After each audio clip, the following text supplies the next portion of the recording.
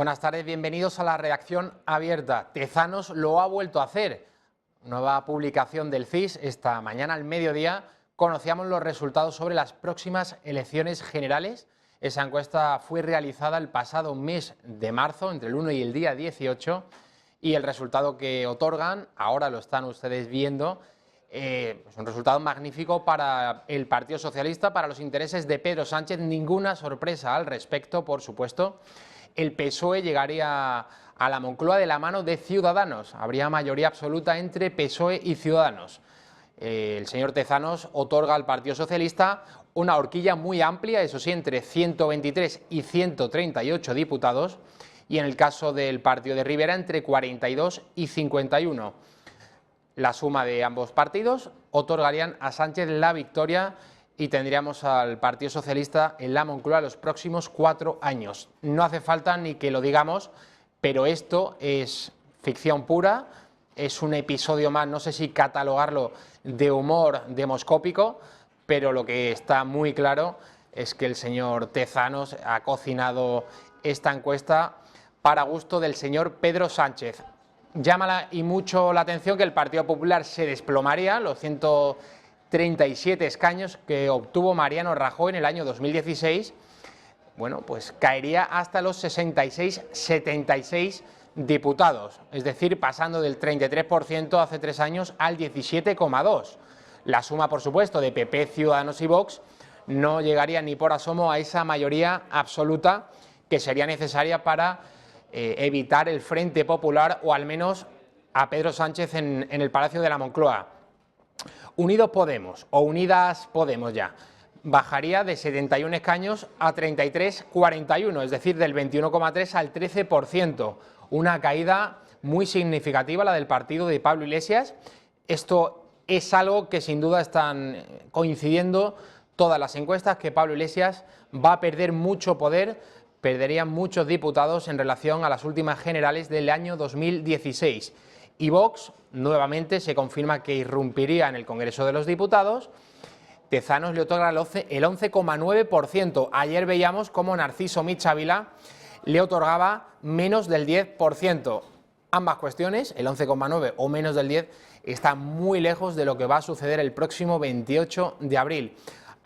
Tendremos conexión telefónica con un politólogo llamado Francisco Carrera. Ayer publicaba en las redes sociales, en una entrevista que mantenía con Es Radio, Libertad Digital, una predicción, ni siquiera podemos catalogarlo de encuesta, una predicción muy diferente a todas las encuestas, a todos los sondeos que estamos viendo, no en los últimos días, sino en los últimos meses, las últimas semanas.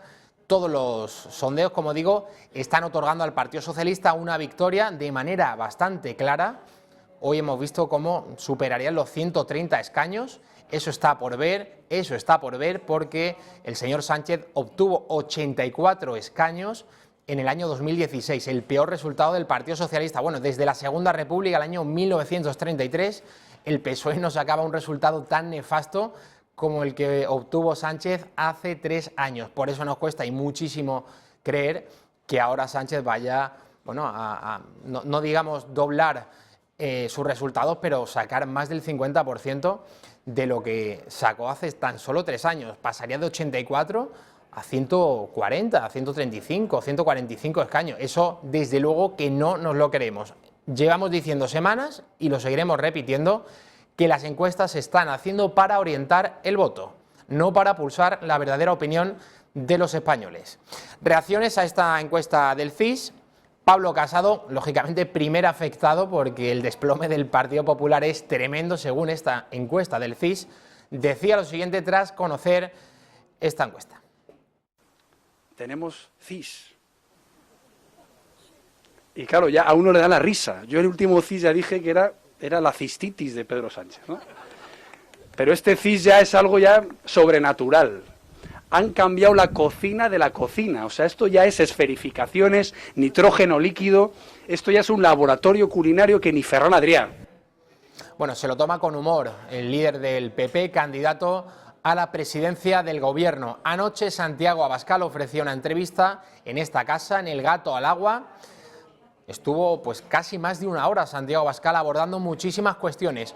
una de las que le puso encima de la mesa José Javier Esparza era precisamente la credibilidad de las encuestas. Vamos a verlo. No, realmente no coincido porque no coincido a la hora de dar crédito a las encuestas. Yo creo que las encuestas hoy son pura propaganda de guerra al servicio del mejor postor, es decir, de aquellos que las pagan, de aquellos que las publican y no intentan predecir el voto, intentan inducir el voto. Hace 5 años en España veíamos encuestas justo en los momentos preelectorales, ahora las vemos todas las semanas, a todas horas, en todos los medios. Y yo tengo que decir que no creo en las encuestas ni de los tezanos de la izquierda ni de los tezanos de la derecha, porque fundamentalmente lo que quieren es asustar a la gente para que vote de una manera determinada. Decía Bascal que no se cree a los tezanos de la izquierda, es decir, al director del CIS, ni a los tezanos de la derecha. Me parece que se estaba refiriendo a Narciso Michavila, Narciso Tezavila, ya conocido en muchos ámbitos por la encuesta de GAT3 que salía publicada ayer en el diario ABC y que, bueno, por decirlo así, también estaba otorgando un resultado que sin duda inquieta mucho a millones de españoles. Están dando un resultado muy amplio, muy beneficioso al Partido Socialista y también un buen resultado al Partido Popular. Lo vamos a ver. Esta es la que ayer publicaba el diario ABC. Más del 30% el Partido Socialista. Esto también lo recoge el propio CIS, publicado en el día de hoy. El PP en segundo lugar, entre 86 y 90 escaños, pues caería desde los 137. Yo creo que nadie duda de que la caída del PP va a ser al menos importante. No sabemos si va a ser una catástrofe como vaticina Tezanos hasta los 65 o 70 escaños, pero desde luego que los 137 que cosechó Mariano Rajoy hace 3 años, ese resultado no lo vamos a ver el próximo 28 de abril. Ciudadanos sería el tercer partido para el señor Michavila, 47,50, Podemos entre 28 y 30 y Vox entre 16 y 18. La suma de PP, Ciudadanos y Vox, según Narciso Michavila, no otorgaría la mayoría absoluta. Esto da pie a que el discurso del Partido Popular siga siendo el de «oh, qué miedo, que va a ganar Pedro Sánchez», «oh, qué miedo, tendremos el Frente Popular con los separatistas en la Moncloa y por lo tanto no hay que dividir el voto de la derecha. Sean ustedes buenos, por favor, y voten al Partido Popular en esas 28 provincias que tienen menos de 6 escaños para repartir». Este es el mensaje que, por un lado, está transmitiendo el sociólogo Narciso Michavila y, por otro lado, Pablo Casado, presidente del Partido Popular. Desde luego que la coincidencia yo creo que nos hace pensar y mucho. Más reacciones a esa encuesta del CIS. Toni Roldán, de Ciudadanos. Bueno, lo mejor que puede hacer Tezanos es ir recogiendo la cocina. Ya basta de que los españoles sigamos pagándole las encuestas al PSOE. Es el señor Tezanos, que lleva 45 años en la ejecutiva del PSOE, sigue haciendo unas encuestas. Bueno, insisto que para nosotros en estos momentos la clave es que seguimos creciendo, que seguimos siendo el único partido reformista. Acabamos de presentar nuestro proyecto económico modernizador y limpio para el futuro de este país. Por tanto, insisto, sobre la valoración del CIS, yo creo que ya es hora de que el señor Tezanos y los enchufados del señor Sánchez se vayan a su casa. Reacciones en el Partido Socialista. Adriana Lastra ha hablado de este CIS publicado por Tezanos, desde luego que no ha dejado indiferente a ningún partido político, y en el caso del PSOE, que es el mayor beneficiado. Pero habla Lastra, y yo creo que con razón, que hay aún un porcentaje muy alto de indecisos y que esto va a determinar sin duda lo que ocurra finalmente el 28 de abril. Hay muchas personas indecisas, hasta un 25,3%. Es decir, 1 de cada 4 personas aún no tiene decidido el voto y para ellas será fundamental lo que pase en los próximos días de campaña. La cifra de indecisos es la más alta de los últimos tiempos, mayor incluso de la registrada en 2014-2015, que rondaba el 20%. Por lo tanto, y resumiendo estos datos que les acabo de relatar, 2 constantes en las encuestas y una valoración. Primero, que el PSOE es el partido que más confianza genera entre los españoles en todas las encuestas. Segundo, que hay muchos españoles que aún no han tomado una decisión. Grande Marlaska, ministro del Interior. Se nota que no es parte del Partido Socialista, es un independiente. El juez Grande Marlaska pues también ha sido cuestionado sobre esta cuestión, sobre esta encuesta publicada hoy por el CIS. Pues la valoración es que lo importante es seguir trabajando, lo importante es gobernar, lo importante es la ilusión y mirar a la gente, a los ciudadanos, a la cara, a los ojos y compartir sus expectativas de futuro. Esta mañana Isabel Díaz Ayuso, candidata del Partido Popular a la Comunidad de Madrid, ha sido entrevistada por Federico Jiménez Los Santos en Es Radio. Una de las cosas que ha dicho la señora Díaz Ayuso, por cierto, venía mucho a esta casa, el programa El Gato al Agua. Ya tendremos ocasión, por cierto, de mostrarles algunos de los debates, de las cosas que decía Díaz Ayuso hace 3, 4 años, no hace tanto tiempo, y luego veremos si puede ella mantener aquello de que el PP de los valores, etcétera, etcétera. En fin, vamos a ver lo que ha dicho con Federico Jiménez Los Santos, refiriéndose a esa cuestión de que en muchas provincias, según el Partido Popular, votar a Vox es votar al Partido Socialista. Pero desde luego hay cosas que no pueden ser. Uno no puede pretender eliminar autonomía. Me cargo en autonomía. O sea, yo soy firme defensora de las reformas, no de las revoluciones. Y tú no puedes eliminar cosas que además no puedes, porque necesitas unas mayorías parlamentarias que no tienes, y estoy en contra de la farándula constante. Creo que va a costar diferenciarse de nosotros. De hecho, no oigo nada en Vox o en Ciudadanos que no haya propuesto antes el Partido Popular. Pues hombre, en algunas provincias, sí. En algunas provincias que hay, por ejemplo, 3 escaños, uno va para el PSOE, otro escaño iría para el Partido Popular, o al revés, hay un tercero que se nos puede perder. Tiene gracia esto. Yo creo que lo más inteligente, si el PP de verdad quiere, bueno, convencer a los votantes, sería hacerlo con propuestas. ¿Qué es lo que van a hacer con España? ¿Cuáles son sus ideas? Que queden claras y no estar constantemente apelando al miedo, a que si se vota a Vox es hacerlo a Pedro Sánchez. Bueno, cada ciudadano español sabrá el próximo 28 de abril a qué partido votar, quién es el que mejor representa sus ideas y sus valores, y no sé yo si es la mejor estrategia esta de estar constantemente asustando a los electores. Por cierto, si el PP el 28 de abril saca un mal resultado, no lo podrán achacar desde luego a que no tienen apoyo mediático. Vamos a ver la portada del diario ABC. Ese es el titular: Casado apuesta por la ideología y quitarse complejos. Yo creo que aquí tendría que hacer el ABC explicar de verdad a qué ideología se está refiriendo. ¿Cuál es la ideología del Partido Popular?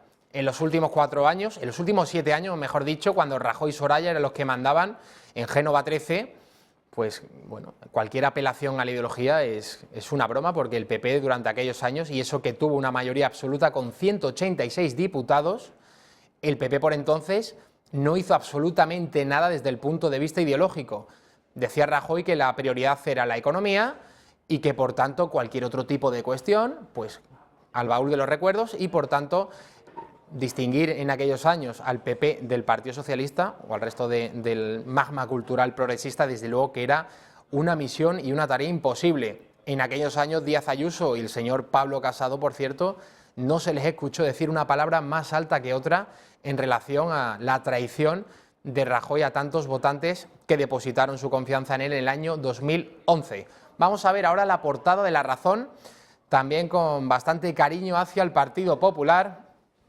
El PP verdadero de Casado, 2 puntos, más ideología y perfil liberal. Insisto, si el PP saca un mal resultado el próximo 28 de abril, desde luego, por favor, que no se queje de que no ha tenido apoyo mediático el señor Pablo Casado, como antes, por cierto, pues lo tuvo Mariano Rajoy. José Luis Ábalos, del Partido Socialista, criticando que ayer el señor Casado emplease el término manos manchadas de sangre, refiriéndose a ese posible pacto que el señor Sánchez bueno, pues haría después del 28 de abril con los partidos independentistas vascos y más en concreto con Bildu. Bueno, el terrorismo nunca debe utilizarse como un arma entre formaciones que claramente lo han combatido, ¿no? De normal no se debe utilizar. Lo que pasa es que ya en campaña es mucho más lamentable. Yo no sé qué beneficio se puede intentar obtener de criminalizar a alguien que ha sufrido, que ha combatido el terrorismo y que fue definitivo para vencerlo. La verdad es que pues yo creo que no está a la altura. y la respuesta de Adriana Lastra a través de las redes sociales hablando de la ultraderecha. Vamos a verlo. Meses de insultos, descalificaciones y calumnias contra el PSOE mientras se abrazan a la ultraderecha. Blanquean a Vox atacando al PSOE. Es parte de su estrategia radical y enloquecida y aún no ha empezado la campaña. Una persona que estuvo en el Partido Socialista Obrero Español es Rosa Díez. Luego fundó UPyD, un partido que al principio suscitó el entusiasmo, las simpatías de muchos españoles, pero que tuvo una corta vida política. Rosa Díez, a través de las redes sociales, no coincide, por cierto, ni con Adriana Lastra ni tampoco con Ábalos.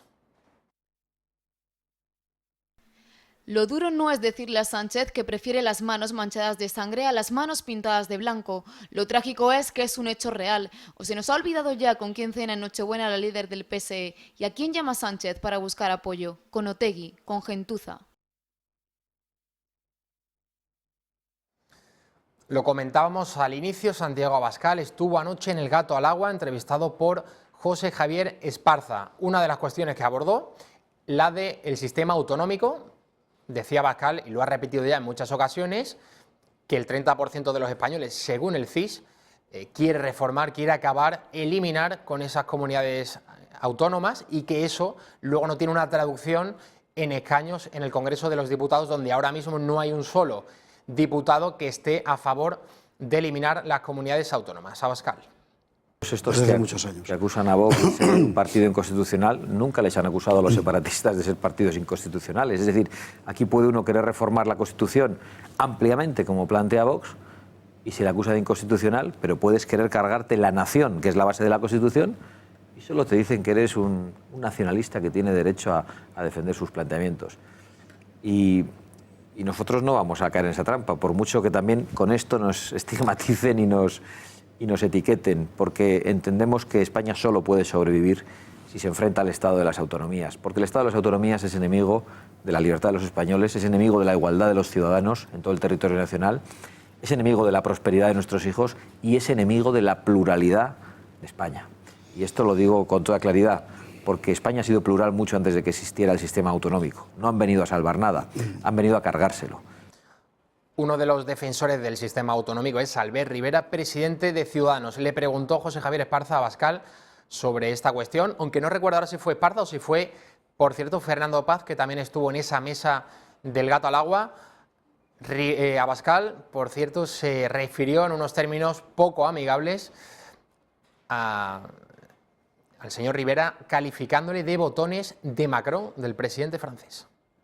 Pues yo creo, Fernando, que lo que diga el botones de Macron hoy es distinto de lo que puede decir dentro de unos días. Hemos visto que va cambiando de posición en función de las encuestas, en función de quién le da las órdenes internacionales, si es de Clanganley o si es Macron, y en función de cómo sopla el viento. Con lo cual podemos esperar cualquier cosa. Yo creo que lo más adecuado para que actúe de una manera patriótica es que se quede muy atrás en el resultado electoral, y que esa soberbia que está demostrando en los últimos tiempos pues le haga reflexionar, ¿no?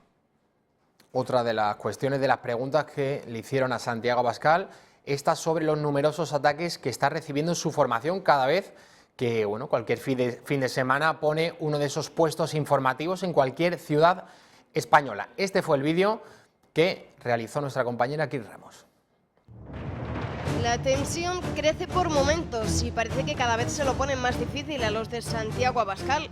Sin ir más lejos, el pasado fin de semana un grupo de manifestantes rodeaban la cubierta de Leganés, precisamente el lugar que eligieron los de Vox para presentar a los candidatos que irán en sus listas en las próximas elecciones generales del 28 de abril.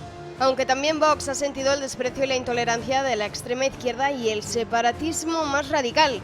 Ocurría justo hace una semana en Barcelona. Los CDR, la CUP y los de Arran tenían planeado al dedillo el cinturón violento que formaron alrededor del acto de la formación de Abascal. Unas protestas que se saldaron con las víctimas de los que se encargaron de propagar el odio durante toda la mañana del sábado. Pero no solo el independentismo catalán ha puesto a Vox fuera de juego. También en la sala del Parlamento Europeo, mientras Ortega Smith daba una conferencia sobre la gran estafa del independentismo catalán, un grupo de feministas se interrumpían el acto al grito de "nuestros derechos no son negociables".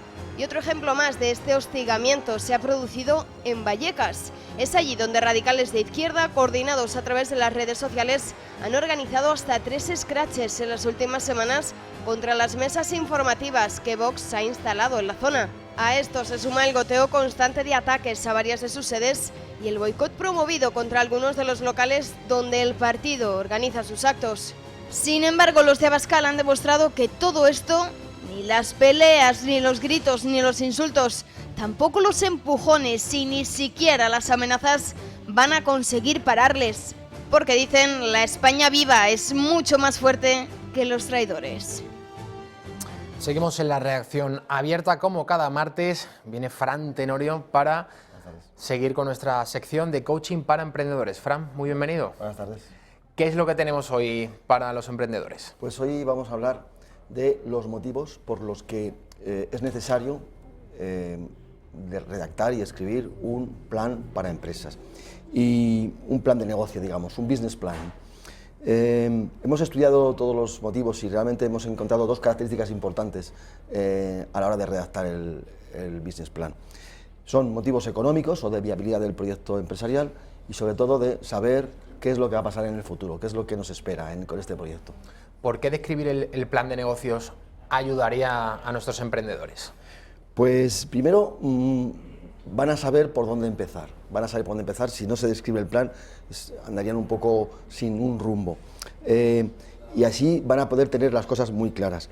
Van a poder saber si van a tener que utilizar inversionistas extraños, externos, y si con la capacidad económica que puedan tener pueden tirar adelante. Y por supuesto van a poder tener una hoja de ruta y van a hacer un análisis estratégico importante. Pero lo más importante es que para todos los proyectos empresariales, tanto de las personas que lideran el proyecto como del mismo proyecto, hay que hacer un análisis DAFO donde vamos a poder describir cuáles son las debilidades, las amenazas, las fortalezas y las oportunidades de tanto los líderes del proyecto como del propio proyecto en sí.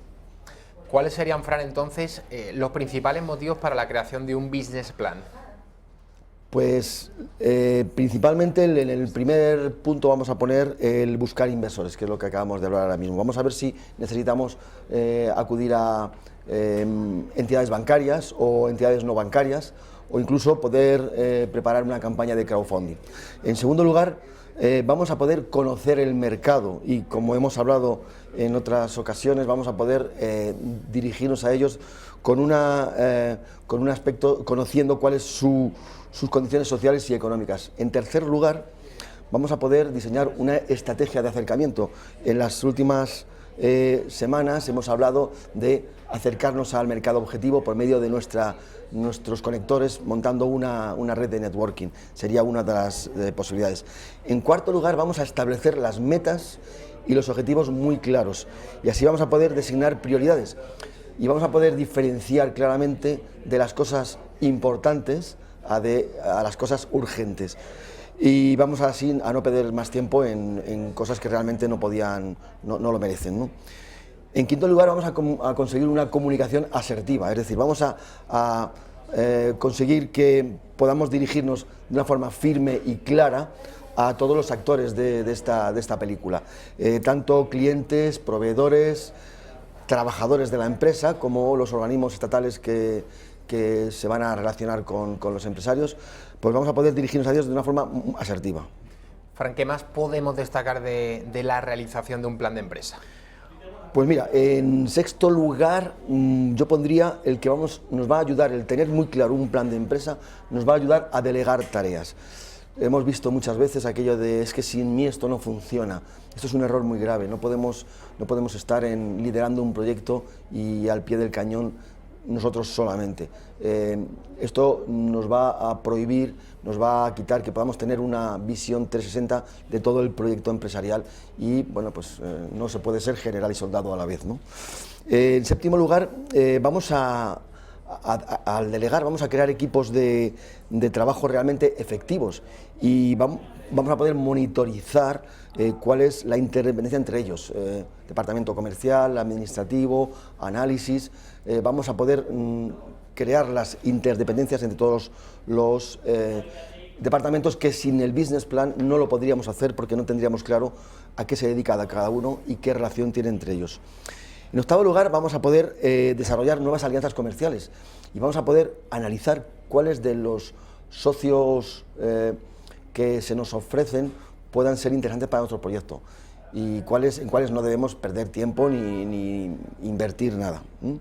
En noveno lugar, vamos a poder comprobar la coherencia entre la coherencia propia de la coherencia del negocio, y nos va a ayudar a seleccionar nuestros trabajadores de una forma más seria. Es decir, sin un business plan no vamos a poder, eliminar algunas candidaturas que no se alinean con el proyecto empresarial que estamos creando. Y como décimo punto, nos va a ayudar a tener una credibilidad que va a ser la que nos va a ayudar a crear lo que vimos la semana pasada, la misión y la visión del proyecto empresarial. Bueno, un plan de negocio, imagino que no solo es crearlo y ya, ¿no? Bueno, efectivamente, lo importante de un plan de negocio es crearlo, mantenerlo, poderlo modificar continuamente, que nos describa claramente cuáles de las personas a las que va dirigido son dispuestos a comprar nuestros productos o a contratar nuestros servicios. Y para mí lo más importante de un plan de negocio, de un proyecto, es que nos haga feliz y que no nos haga perder esa pasión que necesitamos para poder emprender en todas las ocasiones. Bueno, vamos a ver ahora un vídeo precisamente que nos explica, que nos aporta, nos arroja algo más de luz sobre esto del plan de negocio.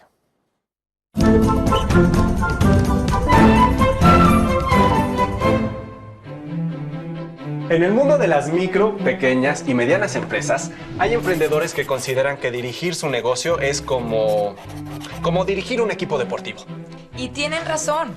Un buen equipo necesita de los mejores jugadores posibles, un buen entrenamiento, el mejor equipamiento y las instalaciones para practicar. Pero nada de esto sirve si les falta lo más importante: contar con un plan de juego, que en el ámbito de las empresas se llama plan de negocio. Muchos de los emprendedores se lanzan al campo de juego sin un plan definido. Creen que solo con su entusiasmo, buenos colaboradores o porque cuentan con un producto o servicio atractivo ya es suficiente para sacar adelante su negocio. Sin embargo, sin una visión clara y una estrategia adecuada, hasta el mejor de los proyectos fracasa. Te vamos a orientar para definir tu plan de negocio, ya sea que inicies una nueva empresa o si ya está en operación y no cuentas con uno. De los muchos proyectos de empresa que inician cada año, solo algunos llegan a su objetivo. De acuerdo a estadísticas de instituciones públicas y privadas, un alto porcentaje de nuevos emprendimientos cierran dentro de los 2 primeros años. Si un equipo deportivo perdiera sus partidos, lo más probable es que al cabo de ese tiempo el equipo desaparezca. Para empezar, tu plan de negocios es un documento que podrás presentar a posibles inversionistas cuando lo requieras y que puedes presentar al banco cuando decidas solicitar un financiamiento. Lo mejor es redactarlo de manera sencilla, clara y lo más directa posible. Lo primero es definir tu empresa. ¿Cuál es el plan que tienes para satisfacer a tus clientes, presentes y futuros? ¿Hasta dónde quieres llegar? ¿Y cuáles son las metas que debes alcanzar para cumplir lo anterior? Un segundo paso es enumerar la capacidad técnica, humana y administrativa de tu empresa. ¿Con qué equipo, maquinaria e instalaciones cuentas? ¿Cuántos colaboradores tienes? ¿Cómo está organizada la empresa? ¿Quién está a cargo de la dirección general, la administración y la contabilidad? El siguiente paso es describir cómo opera tu empresa. ¿Qué procesos de producción o comercialización tienes establecidos? ¿Cuál es su capacidad de producción y o entrega de productos? ¿Quiénes son tus proveedores y cómo se realiza la distribución?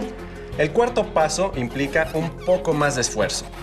Tienes que saber cuál es tu mercado y cómo está constituido. Es decir, quiénes pueden ser o son tus clientes, dónde están y cómo llegar a ellos. ¿Quiénes son los más cercanos? ¿Por qué es mejor tu producto o servicio? ¿Y qué debes hacer para conservar y mejorar tu posición? Y por último, ¿cuál es la situación financiera de tu empresa? El balance para conocer el capital, los activos y los pasivos, el estado de resultados y el efectivo que manejas para operarla. Si bien no existe un formato para presentar un plan de negocio, te recomendamos que sea práctico, conciso y de fácil lectura. Lo importante es que tu plan de negocio sea tu plan de juego y la guía para que tu empresa cumpla su objetivo y triunfes. ¿Querías comentar algo? Sí, yo añadiría dos cosas. En nuestro plan de negocio debemos mostrar la pasión que tenemos para emprender este negocio.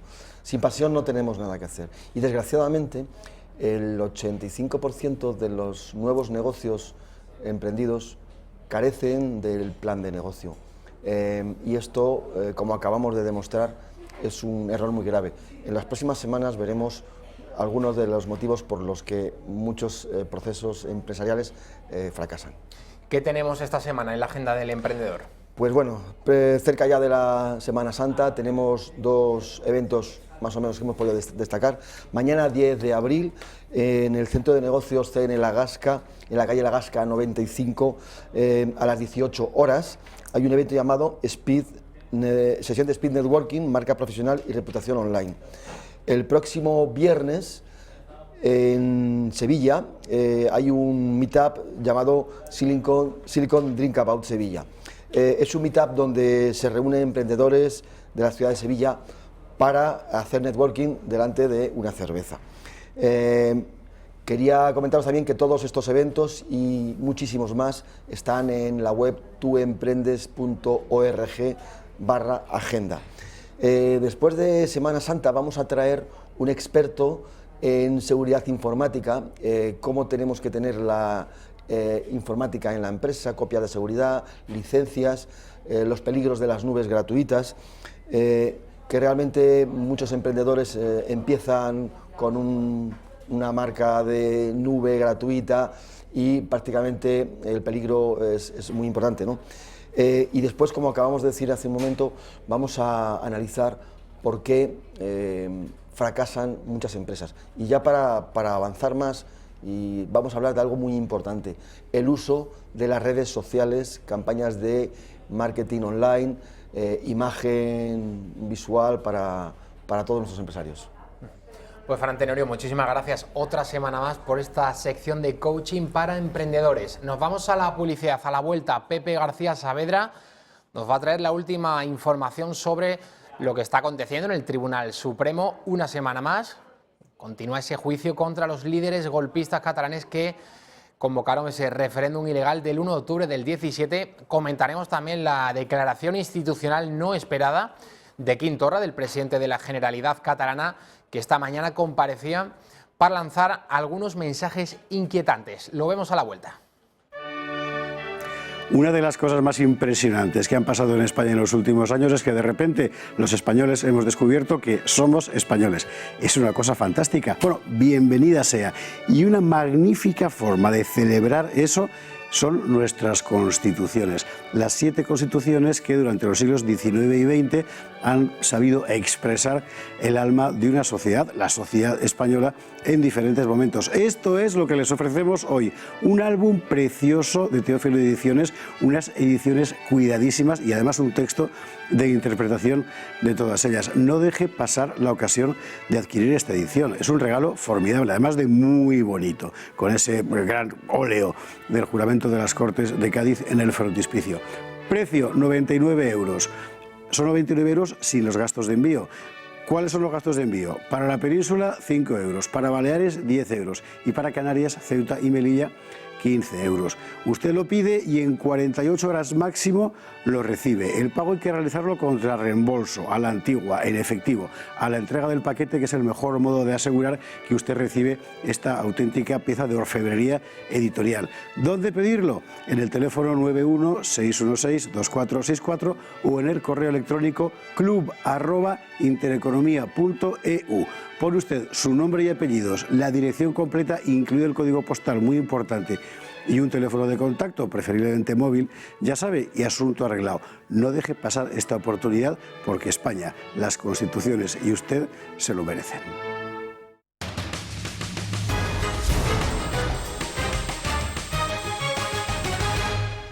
Seguimos en la reacción abierta. Pepe García Saavedra, muy bienvenido. Buenas tardes, Javi.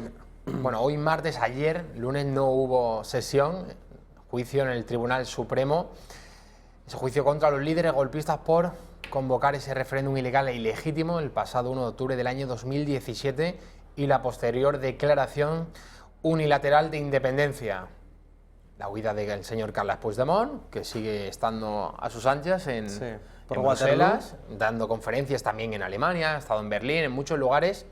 Pero lo cierto es que cada vez que van ante el tribunal que preside Manuel Marchena, guardias civiles, policías nacionales, que ha sido el plan de hoy, ¿no? La agenda de los que han comparecido, guardias civiles y policías nacionales, digo que cada vez que van estos agentes vamos descubriendo cosas nuevas y sobre todo que nos van poniendo en situación. Nada que ver a cuando comparecen representantes políticos, me estoy acordando de Soraya Sáenz de Santamaría, del señor Rajoy Brey, todos eludiendo, exactamente, eludiendo la responsabilidad. No, el dispositivo lo diseñó Pérez de los Cobos, no, es que dependía de la policía, es que yo no tuve nada que ver, es que no se celebró un referéndum el 1 de octubre, eso lo llegó a decir el señor Mariano Rajoy, algo que me parece gravísimo y que encima presuma de que durante su etapa en la Moncloa no se celebró un referéndum y no solamente no se celebró uno, señor Rajoy Brey, sino que se celebraron dos, año 2014 y año 2017. Efectivamente. Bueno, Pepe, hoy turno de guardias civiles y de policía, como decimos. Sí, durante esta semana van a hablar pues, miembros de cuerpos que han estado de 4 cuerpos que han estado presentes en las cuestiones del 1 de octubre. Y se han hablado de cosas como por ejemplo, cómo los Mossos entorpecieron la labor de la Guardia Civil. Se ha llegado a hablar hoy incluso que se interceptaron conversaciones de Mossos de Escuadras, pues eso, en plan hablando de los seguimientos que iban a hacer a la Guardia Civil para entorpecer sus labores en los colegios electorales. Ha habido hoy una cuestión también bastante importante y bastante graciosa que ha sido en el turno de las defensas, cuando el abogado de Oriol Junqueras le ha preguntado a uno de los agentes sobre cómo se informaba a los concentrados que estaban allí de cuál era pues el procedimiento para intervenir y si se les exhibía algún tipo de documento del juzgado referido al procedimiento que iban a llevar en los colegios electorales. Y entonces le ha preguntado al señor Van den Eyde y ha sido muy gracioso porque el guardia civil ha contestado: usted debería saberlo perfectamente porque usted precisamente estaba en un colegio electoral y a usted un responsable policial fue el que le dio este papel, bueno, esta orden del juez de cómo se tenía que actuar, y además veías las caras del resto de abogados que estaban al lado, como el señor Melero, que tenía una cara de sorpresa de decir: ay madre, que lo han pillado. Uno de los guardias civiles ha reconocido que le dieron un puñetazo en la cara a Pepe esa jornada del 1 de octubre. Que le dieron un puñetazo, otro ha reconocido que le dieron con las llaves. Luego hay otro que ha dicho que, por ejemplo, tuvo que utilizar gas pimienta, no, un spray contra alguna gente que se encontraba allí porque no podían pasar. Y bueno, seguramente esta gente pues, que le picaban luego un poco los ojos serían algunos de los 1000 heridos que acreditó la Generalitat después. Pepe, de forma paralela a lo que acontece en el Tribunal Supremo, el juzgado número 13 de Barcelona está llevando a cabo la causa del 1 de octubre. Sí. A propósito de esa denuncia de Vox, ¿no? Efectivamente. Porque Santiago Vidal reconoció que la Generalitat de Cataluña pues, tenía todos los datos, el censo, ¿no?, de todos los ciudadanos catalanes. Antes de eso, Pepe, recordar que la juez ha procesado a los directores tanto de TV3 como de Cataluña Radio. Esto ha motivado el enfado del señor Joaquín Torra, presidente de la Generalitat de Cataluña, que anunciaba una declaración institucional esta misma mañana. Al filo del mediodía aparecía Torra y bueno, en la reacción aquí la gente va preguntando que si iba a declarar la independencia, a ver qué locura iba a cometer el presidente catalán. Bueno, en esta ocasión diciendo, ha tildado de aberración la decisión de la juez de imputar a 30 persones. Vean. El processament de desenes de càrrecs de l'administració i de responsables d'organismes públics, però també de treballadors d'empreses privades, és una ofensiva més i una escalada en la persecució política contra un procés que va comptar sempre amb el mandat democràtic a través de successives eleccions i programes electorals que mai no van ser prohibits ni declarats il·legals. Processar responsables polítics per haver fet allò que havia estat compromès en les eleccions amb els ciutadans és una aberració democràtica i preocupant en l'Europa del segle XXI. José Antonio, Pepe, ¿qué te parece esto de Torra? Bueno, a ver, es lo que te decía, será un poco imprevisible. A mí lo que más me ha llamado la atención es, después de todo este speech que ha dado, es que ha concluido diciendo que, bueno, a pesar del procesamiento de estas 30 personas, que van a volver a hacerlo, o sea, que no les va a parar nadie. Y estábamos hablando tú y yo ahora mismo, mientras escuchábamos el vídeo, de que este señor es muy impredecible, muchísimo más que Puigdemont. Puigdemont era un señor que llegó ahí por llegar, que no quería ser, al principio no quería ni ser presidente de la Generalitat, y al final acabó, pues, era uno de los pocos independentistas convencidos de Convergencia, y al final acabó echando un pulso al Estado y saliendo, como decimos en mi tierra, saliendo por patas hacia Bélgica cuando veía lo que se le venía encima. Yo creo que Quim Torra no está dispuesto a pasar por todo esto, a pasar por un proceso tan heavy, tan fuerte como el que están sufriendo pues, los cabecillas del golpe del gobierno de Puigdemont. Y ya lo avanzamos aquí, ya lo habíamos hablado, existen algunos rumores que vienen desde Cataluña, que se escriben en algunos diarios de allí, que lo que está buscando precisamente el señor Torra, pues desobedeciendo a la Junta Electoral con lo de los lazos y todas estas cuestiones, lo que está buscando al fin y al cabo es una inhabilitación que le deje ya de ser, que ya no le posibilite el ser presidente de la Generalitat y apartarse un poco de la política. Y yo creo que, bueno, pues retomar esos escritos en los que nos llamaba bestias, que tanto le recuerda a Inés Arrimadas en el Parlamento, a pesar de que lo intenten censurar. Y que desgraciadamente el caso de Inés Arrimadas ya no va a poder seguir haciéndolo porque se viene a Madrid, es la número 1 por la provincia de Barcelona al Congreso de los Diputados. Yo creo que una decisión errática por parte de Ciudadanos, y también desde el punto de vista de Arrimadas. Imagínate que ella ambiciona sustituir a Albert Rivera, ser la líder de Ciudadanos. Casi es mejor esperar en Cataluña, ¿no?, replegada, esperando el momento de dar ese paso. Pero ahora mismo el liderazgo de Rivera es indiscutible. Otra cosa será que después del 28 de abril, si Ciudadanos obtiene un resultado nefasto, dentro del partido se empiece a discutir ese liderazgo, la estrategia que ha venido siguiendo el señor Rivera, y le acusen incluso en su propio partido de ser la veleta naranja, de no tener posiciones firmes, de un día decir que voy a pactar con el PP y al siguiente con Pedro Sánchez. Yo no sé si esto le va a pasar factura, pero en cualquier caso que Arrimadas se vaya, Pepe, del Parlamento catalán es una muy mala noticia para los que creemos en la unidad de España. Y sobre todo que yo creo que esa decisión lo que hace al final es dejar huérfanos a un montón de votantes, y recordemos que es que esta señora ganó las elecciones en Cataluña, que es que eso no pasaba, o sea, ni el PSC había ganado las elecciones, es una cosa inédita. Y al final eso lo que crea es un poco de desazón y desesperanza entre los votantes, y al final pues dirán, pues yo para qué voy a apoyar a estos partidos y al final a la primera de cambio pues se va a Madrid y al fin. Y es que además para mí es el mayor valor que tiene ahora mismo Ciudadanos, se llama Inés Arrimadas, pero muchísimo más de largo, ¿no?, que Albert Rivera.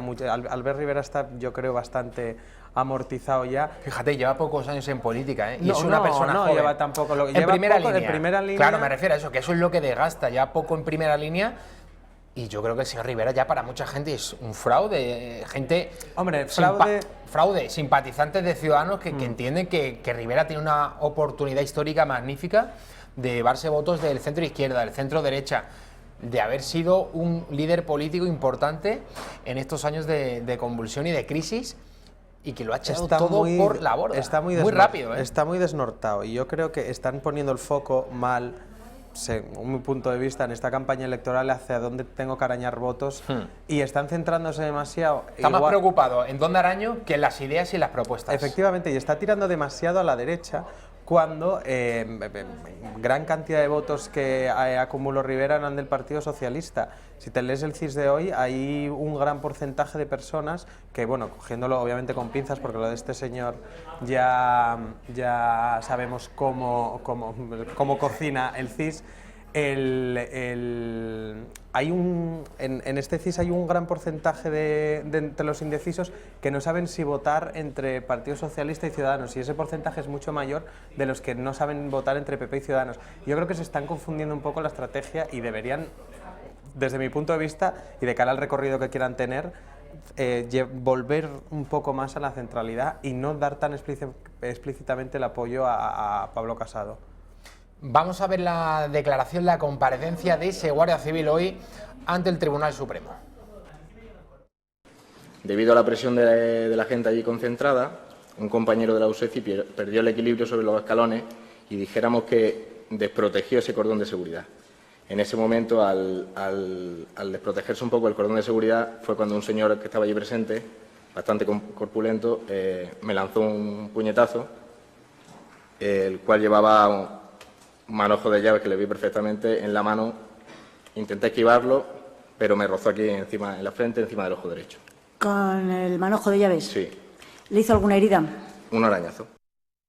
Bueno, esto es lo que comentamos anteriormente, Pepe, estos testimonios sobre lo que ocurrió en realidad ese 1 de octubre. Hombre, vimos muchísimas imágenes hoy, aunque los grandes medios de comunicación quieran, imagínate, censurar imágenes sobre lo que ocurrió en Cataluña aquella jornada, nos hubiera llegado igualmente por las redes sociales. Y aunque no llegue por las redes sociales y no salgan los medios de comunicación, esto se va a ver absolutamente todo en el juicio. Estaba echando un ojo ahora a las declaraciones, porque han sido larguísimas y un montón de agentes que han hablado, pero por ejemplo hay uno que ha dicho que han tenido que tuvieron que salir corriendo del colegio electoral una vez finalizada la votación, porque la masa se les echaba. Es que ha dicho concretamente que tuvimos que salir corriendo porque la masa nos perseguía. Luego hay otros que hablan que tuvieron contusiones, roces, esguinces, incluso hay 2 agentes que han dicho que estuvieron de baja hasta 5 meses.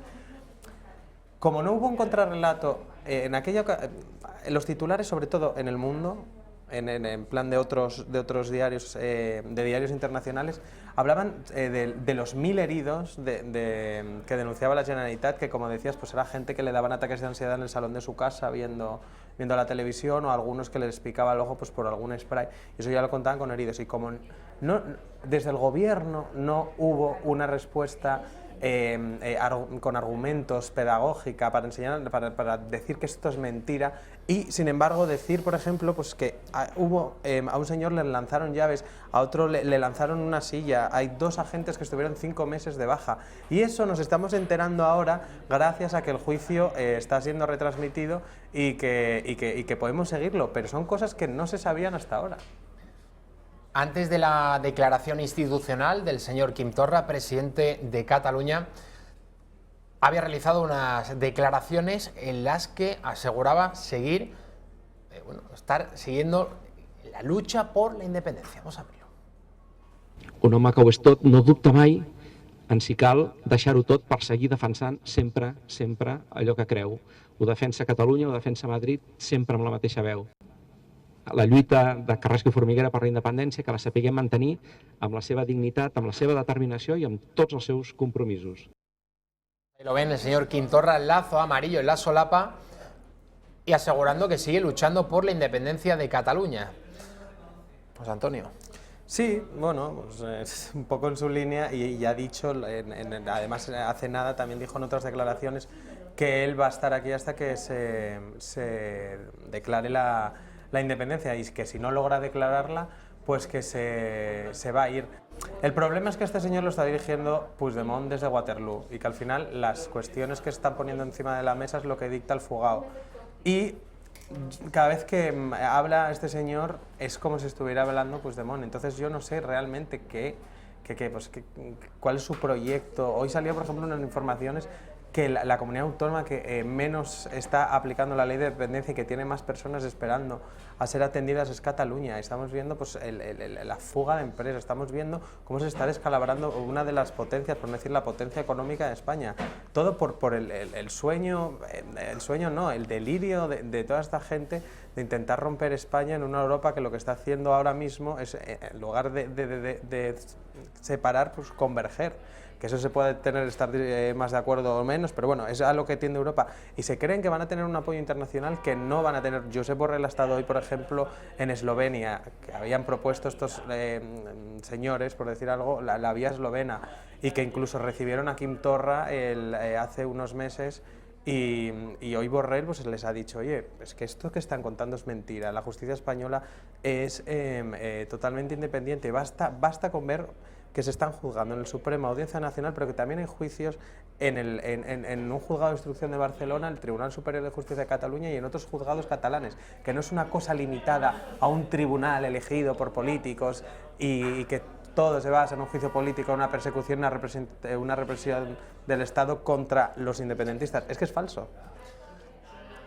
El señor Trapero, que fuese mayor de los Mossos de Escuadra, ayer presentó un escrito ante la Audiencia Nacional acusando a la Guardia Civil y a la Policía Nacional de saltarse las órdenes, el dispositivo, el plan de seguridad del 1 de octubre del año 2017, el día que se celebra el referéndum en Cataluña. Vamos a verlo.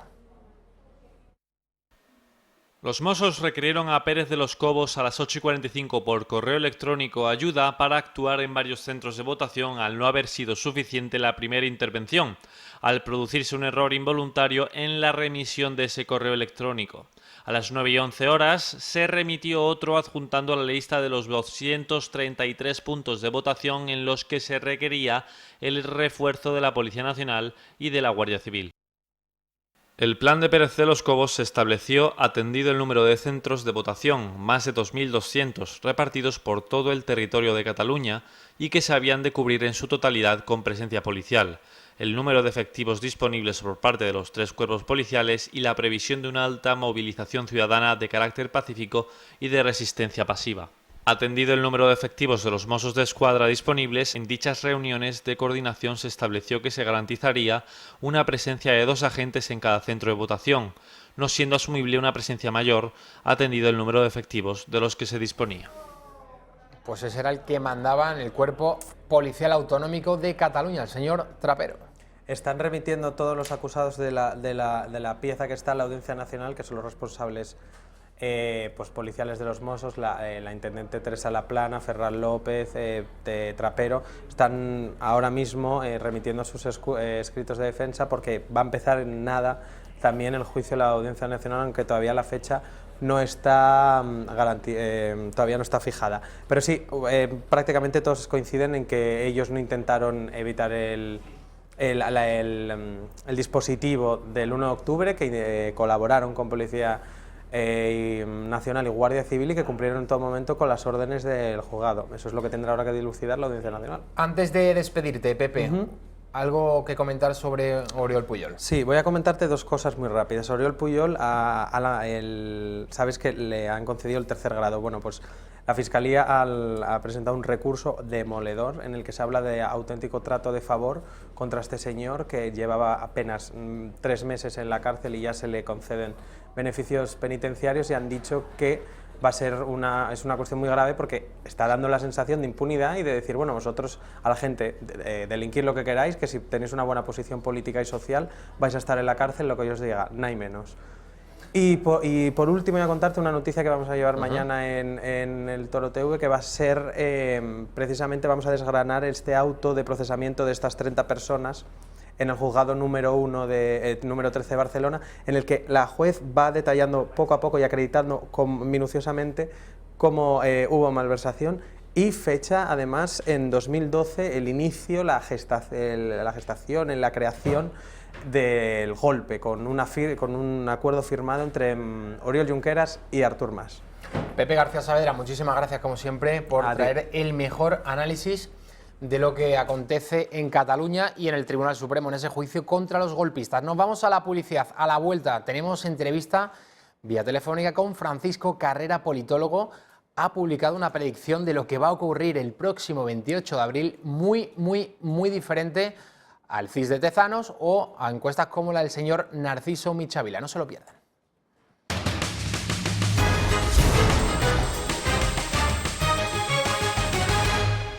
Casi las 7 de la tarde y vamos a mostrarles ahora esa predicción que ha hecho el politólogo Francisco Carrera, con el que ya tenemos conexión telefónica. Vamos a ver esa estimación de voto que otorgaría la victoria al Partido Popular con 86 escaños. Segunda posición, Partido Socialista, 81. Tercer partido más votado, Vox, con 70 escaños. Cuarto lugar para Rivera, con 50. Y en quinta posición, Unidas Podemos, con 32 escaños. Es decir, la suma de PP, Vox y Ciudadanos de sobra alcanzaría la mayoría absoluta, algo muy diferente a todas esas encuestas que los grandes gurús demoscópicos están ofreciendo estos días. No solamente, los gurús demoscópicos, también el propio CIS, que pagamos todos los españoles, Centro de Investigaciones Sociológicas, y el señor Tezanos en concreto, con un sueldo sin duda muy generoso el que le ha puesto el presidente Pedro Sánchez. Saludamos ya a Francisco Carrera. Muy buenas tardes. Muy buenas tardes, Javier. En su encuesta, que otorga la victoria al PP y que la suma de PP más Vox, que por cierto estaría en la tercera posición con 70 escaños, más Ciudadanos, pues alcanzaría una mayoría absoluta de sobra. Mi duda está en que si Podemos cae de los 71 escaños que obtuvo en el año 2016 a esos 32 que usted le otorga, ¿cómo es posible que el PSOE no suba? Porque el PSOE, además, según su predicción, caería en 3 diputados. En el año 2016 obtuvo 84 y usted ahora mismo le da 81. A ver, lo primero, aclararte, esto no se trata de una encuesta, no es un estudio cuantitativo, porque yo no he realizado ninguna encuesta, es un estudio cualitativo. Lo que he hecho es revisar toda la evolución histórica de lo que es el comportamiento político en España, el comportamiento electoral.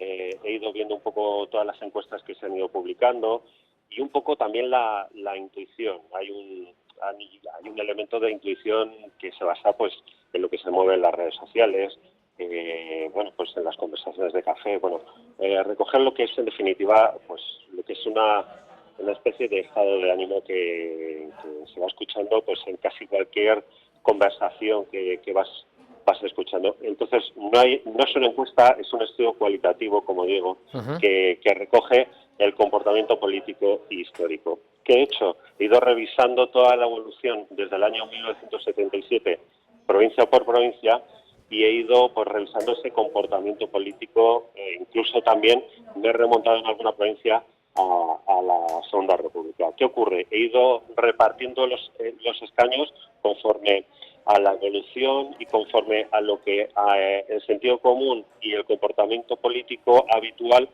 me dice que puede ocurrir o que es lo más probable que ocurre. Eso me lleva a hacer una suma que al final me pongo a sumar y me salen unos resultados bastante sorprendentes, porque te pones a sumar y te sale que ganaría el Partido Popular con 86 escaños, por delante del Partido Socialista con 81 y de Vox con 70 escaños.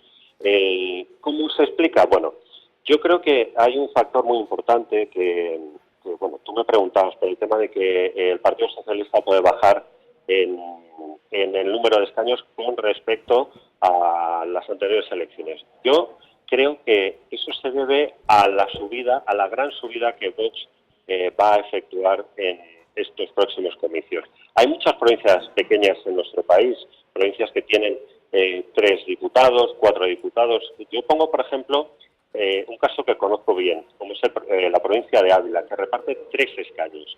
Tradicionalmente, en Ávila, los 2 primeros escaños se los lleva el Partido Popular, porque allí el PP suele tener en torno al 50-55% de los votos. El tercer escaño se lo lleva casi siempre el PSOE, que tiene en torno al 20% de los votos, una cosa así. ¿Qué pasa? Que el voto de castigo al Partido Popular en esta ocasión, ¿qué es lo que puede producir? Que baje mucho el PP, en torno a un 25, un 26%, pero que la escalada de Vox supere al Partido Socialista, y ese escaño que tradicionalmente se lleva el Partido Socialista, en este caso se lo lleve Vox. Ese fenómeno que yo creo que se puede producir en provincias, ya te digo, como en Ávila, como Zamora, como Teruel, en muchas provincias pequeñas donde se juega realmente el partido, ahí el Partido Popular puede arañar muchos votos y Vox puede ser la gran sorpresa superando al PSOE en esas provincias que tradicionalmente votan conservador y que, el voto de castigo por la corrupción al PP se va a Vox y no se va a Ciudadanos, porque Ciudadanos con su deriva, primero socialdemócrata, luego liberal, luego otra vez socialdemócrata, luego otra vez liberal, Entonces, esa indefinición, pues creo que castiga mucho lo que es a ciudadanos en esas provincias que tradicionalmente votan conservador. Señor Carrera, una cuestión. Usted ha hablado de las redes sociales, de la intuición, es decir, de esas conversaciones que se tienen con los grupos de amigos, la familia, en los bares, que ya más o menos uno se puede ir haciendo a la idea de lo que va a ocurrir el 28 de abril. Sin duda no son factores decisivos, ni mucho menos. Yo añado también el de los mítines, la asistencia, la adhesión popular que están suscitando los partidos. Vemos claramente cómo Vox llena todos los actos que va celebrando. No sucede así con el Partido Popular, por ejemplo, o con el resto de formaciones políticas. Yo creo que estos factores los está dejando fuera los grandes encuestadores, los grandes gurús demoscópicos. Este tipo de cosas yo creo que se están dejando fuera de estas encuestas. ¿No lo cree usted también? Yo estoy convencido. Es un indicador importantísimo. Yo recuerdo la campaña electoral en la que, de las primarias, cuando se eligió al secretario general del Partido Socialista, cuando se fue Pedro Sánchez y luego volvió. Parecía que Susana Díaz iba a ser irremediablemente la nueva secretaria general del Partido Socialista, porque tenía el apoyo de Felipe González, tenía el apoyo de Alfonso Guerra, tenía el apoyo de todo el aparato del partido, y bueno, parecía que no iba a tener rival ante un Pedro Sánchez que era un outsider, que le habían echado y que bueno, pues que probablemente pues parecía que no tenía opciones. Pero bueno, luego tú te ibas a los mítines y te ibas a las cifras que en YouTube de gente que seguía sus mítines por internet, y veías que Pedro Sánchez tenía el triple o el cuádruple de visitas que tenían los mítines de Susana Díaz. ¿Qué pasa? ¿Eso era un indicador decisivo para decir que Pedro Sánchez iba a ganar las primarias? Pues no era un indicador decisivo, pero sí que decía mucho de un estado de ánimo, de que había un interés por lo que iba a decir Pedro Sánchez. Finalmente Pedro Sánchez volvió a la secretaria general del Partido Socialista, ganó contracorriente, ganó esas elecciones y, bueno, contracorriente también se convirtió en presidente del gobierno. ¿Qué pasa? Que ahora, por ejemplo, la presentación el otro día de las candidaturas de Vox en Leganés, de las cabezas de lista de cada una de las provincias, en tiempo real había más de 7.000 personas conectadas a YouTube viendo esa presentación, además de las casi 9.000 que había allí en la cubierta de Leganés. Pero es que en 2 días esa presentación la han visto más de 160.000 personas. Quiero decir, el interés en las redes sociales, en YouTube, en Twitter, en Facebook, en Instagram, el interés por en este caso por Vox, es arrollador. Si nos atenemos a lo que es estas cifras, Vox puede tener un resultado espectacular. Cosa que si hacemos solamente caso a las cifras, no te digo, de redes sociales, ni Podemos, ni el Partido Socialista, ni el Partido Popular han conseguido lograr, por lo menos hasta ahora. Señor Carrera, ¿cuál es el suelo y cuál es el techo ahora mismo de Vox? Yo creo que menos de 60 escaños no va a conseguir. Yo creo que entre 60 y 75 escaños debe conseguir Vox. No lo veo nada descabellado porque, bueno, es bastante factible. Su crecimiento ha sido exponencial desde el mitin de Vistalegre, desde las elecciones de Andalucía, donde ninguna empresa encuestadora les daba más de 3 escaños y fueron 12, a una semana de las elecciones lo máximo que les daba era 3 escaños, incluso el día de las elecciones con las israelitas, o sea, antes de que se publicaran las encuestas, le daban como mucho 6 o 7 escaños y finalmente fueron 12. Entonces, si ahora cogemos las encuestas, que normalmente le están dando entre, bueno, mínimo 19, 20 y máximo pues casi 37, que es lo que le da hoy el CIS, y parece que ya empieza ahí a rectificar para no quedar mal del todo. Pues bueno, parece que el crecimiento está siendo exponencial. Por eso yo creo que menos de 60 no creo que esté Vox, y en torno a 60, 70, 73 diputados yo creo que fácilmente puede conseguir la formación de Santiago Abascal. Pues señor Carrera, muchísimas gracias por atender la llamada de la redacción abierta. Buenas tardes. Buenas tardes y gracias a vosotros. Continuamos en nuestro programa. Se incorpora Pedro Fernández Barbadillo, periodista y desde hace ya unas semanas candidato al Senado con Vox por la provincia de Valladolid. Hola, ¿qué tal? ¿Cómo Javier, estás, Pedro? encantado de estar aquí con vosotros y con vuestros oyentes. Pues muy esperanzado oyendo lo que dice aquí Francisco Carreras sobre las posibilidades del partido. Dos preguntas obligadas. La primera, no sé si quieres que empecemos por el CIS, si vienes con ganas de reírte, tienes buen humor, te has levantado hoy martes 9 de abril con ganas de echar unas risas, o si quieres empezamos con esta encuesta de Francisco Carrera, que es politólogo, una encuesta que no ha sido tal, sino que es más bien una predicción.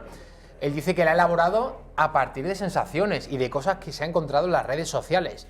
Sin duda, algo muy atrevido, muy osado, pero que el resultado es muy diferente a todas esas encuestas que el sistema pues va ofreciendo día a día, semana a semana.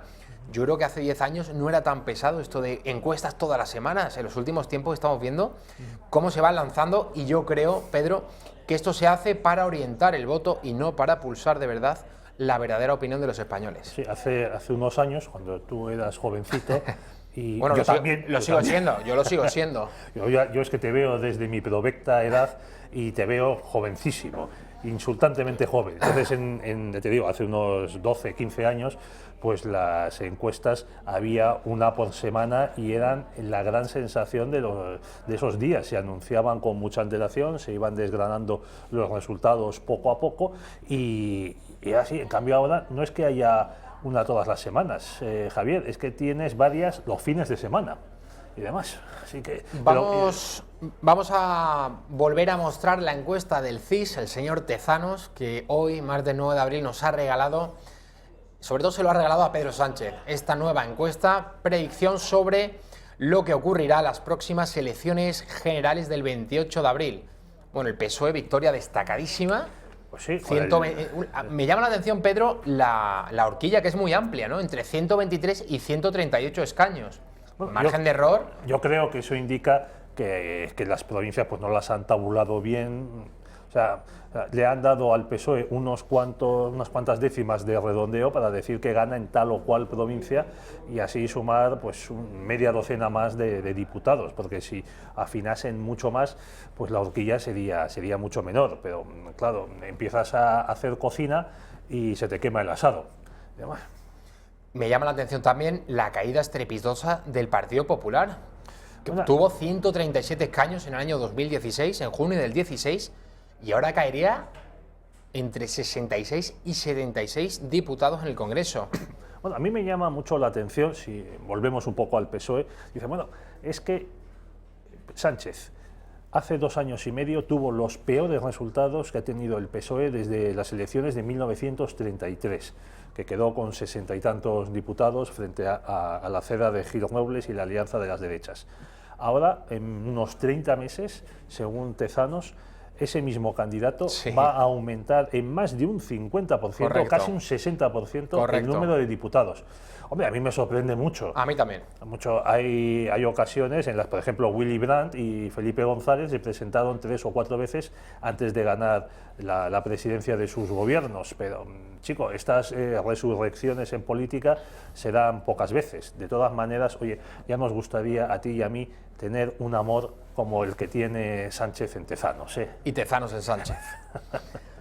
Vamos a ver lo que publicaba el New York Times hace 2 años y medio a propósito de la carrera presidencial entre Hillary Clinton y Donald Trump. Vaticinaba el New York Times que la señora Clinton ganaría las elecciones.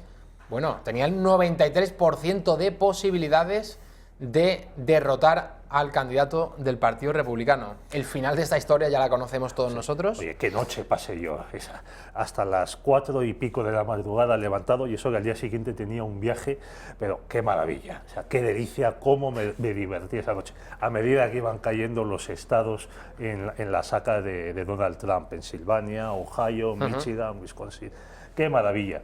Yo es que estoy convencido de que mucha gente está votando contra los medios de comunicación. Ya no se vota contra los políticos y con los programas, se vota contra los medios de comunicación que son, la verdad, todos unidireccionales. Por ejemplo, en España es que no hay diferencia en la línea editorial de la prensa de papel sobre Donald Trump. O sea el ABC, La Razón, La Vanguardia, El País, El Mundo, La Voz de Galicia o el Diario de Soria, todos piensan lo mismo y dicen lo mismo sobre Donald Trump, que estaba a sueldo de Moscú, que no podía ganar las elecciones.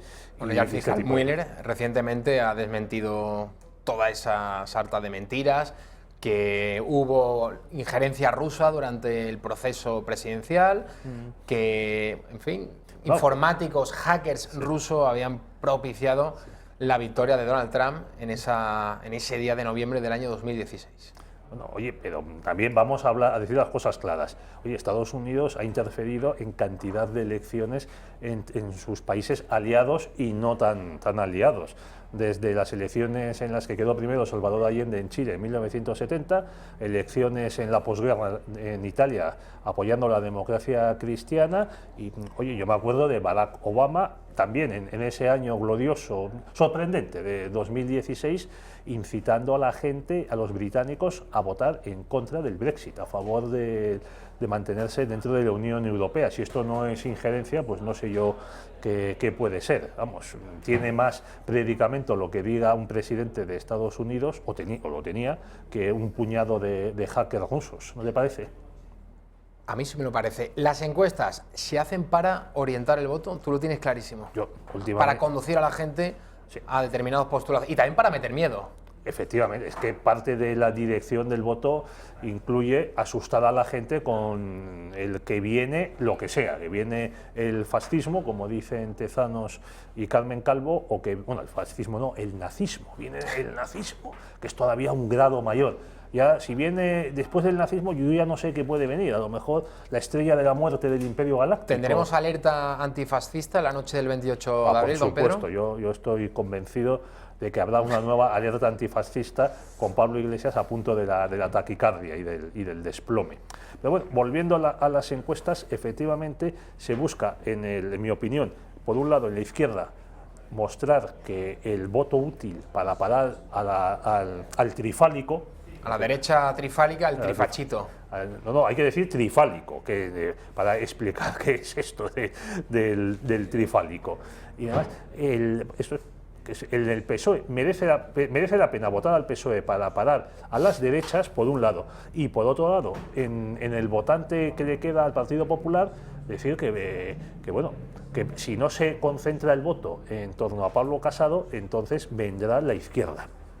Yo es que veo que son esas las dos direcciones que tiene, los motivos por los que tanto las encuestas que publican GAF3 como las que publica el CIS da al PSOE con más de 130 diputados. Isabel Díaz Ayuso, candidata del Partido Popular a la Comunidad de Madrid, concedía esta mañana una entrevista en Es Radio con Federico Jiménez Los Santos y repetía una tendencia que está llevando a cabo el Partido Popular, la estrategia del voto útil. Vamos a verlo. Pero desde luego hay cosas que no pueden ser. Uno no puede pretender eliminar autonomía. Me cargo en autonomía. O sea, yo soy firme defensora de las reformas, no de las revoluciones. Y tú no puedes eliminar cosas que además no puedes, porque necesitas unas mayorías parlamentarias que no tienes, y estoy en contra de la farándula constante. Creo que va a costar diferenciarse de nosotros. De hecho, no oigo nada en Vox o en Ciudadanos que no haya propuesto antes el Partido Popular. Pues hombre, en algunas provincias, sí. En algunas provincias que hay, por ejemplo, 3 escaños, uno va para el PSOE, otro escaño iría para el Partido Popular, o al revés, hay un tercero que se nos puede perder. El voto útil, Pedro. Vaya, qué prepotencia la de esta señora, que da por sentado que el PP va a ser uno de los 2 partidos más votados, pues en Cuenca, en Palencia, en Segovia, en Guadalajara. ¿Por qué? ¿Por qué va a ser así? ¿Por qué no va a ser otro el partido más votado? Oiga, porque, por ejemplo, por Huesca, un tercer escaño se lo llevó Podemos, en Guadalajara también se lo llevó en las elecciones de 2015 Ciudadanos. Es decir, está todo tan cambiante que no es posible, en mi opinión, ya mantenerse en los bloques anteriores. Es decir, no solo se está hundiendo el sistema de partidos tradicional que ha habido en Europa y parte de América desde el fin de la Segunda Guerra Mundial, sino que también se está hundiendo el prestigio o el asentamiento en el que se basaban los medios de comunicación y las encuestas. Y en estas circunstancias cualquier cosa es esperable. Puede venir que no se iba a decir que un tercer partido en España, tercer partido de ámbito nacional, iba a sacar más de 70 escaños. Bueno, pues es lo que ha tenido Podemos en esta última legislatura. Cantidad de cosas pueden pasar. Estaba diciendo la señora Díaz Ayuso que el mensaje de Vox no se distingue del de Ciudadanos, del Partido Popular y también del de Ciudadanos. Bueno, el Partido Popular ha aprobado leyes de memoria democrática, de memoria histórica, porque son grados distintos, ya lo hemos hablado alguna vez, leyes también de violencia de género, y esas leyes las quiere suprimir Vox. Además, o sea que no tenemos el mismo mensaje. Vamos a ver las portadas del ABC y de La Razón, ambas aludiendo al Partido Popular de Pablo Casado. A mí me ha parecido muy significativo el titular que ambos periódicos, ambas cabeceras, han empleado al referirse al candidato popular a la presidencia del gobierno. Diario ABC, Casado apuesta por la ideología y quitarse complejos. ¿A qué crees que se está refiriendo, Pedro, en primer lugar, con eso de la ideología? Porque no sé muy bien cuál es la ideología del PP. Y en segundo lugar, quitarse complejos. ¿Cuál es? No, la ideología del PP, yo creo que nadie sabe lo que es. Llegó a ser en un momento ideología de centro. Somos el centro. Y dice, bueno, pero el centro es algo que depende de a dónde se muevan los demás. Es algo que se va desplazando permanentemente. Pero esta portada demuestra la importancia que tiene Vox. Desde que ha nacido Vox, el Partido Popular ha tenido y tiene que dar una batalla, digamos, de ideas, de enfrentarse al discurso progre dominante, a este discurso de la violencia de género, del feminismo, de la memoria histórica, de Europa, la Unión Europea es lo mejor que nos ha pasado en nuestra historia, y de que no hay alternativa a este mensaje. También, y vamos, quiero recordar lo que dijo Mariano Rajoy una vez que le preguntaron por las políticas de Donald Trump, y dijo: yo estoy en contra de las fronteras. Y dices, entonces usted propone lo mismo que George Soros y que las ONGs estas de Open Arms y similares, que no haya fronteras y que aquí entre todo el mundo que lo desee. Es decir, lo mismo que pide hoy día Podemos. O sea, ¿de qué estamos hablando? Además, esto es lo que tiene que estar cambiando el PP por la presión de Vox. Ahora bien, después de 7 años en los que el Partido Popular ha estado aplicando las políticas del PSOE, pues yo no sé quién le va a creer.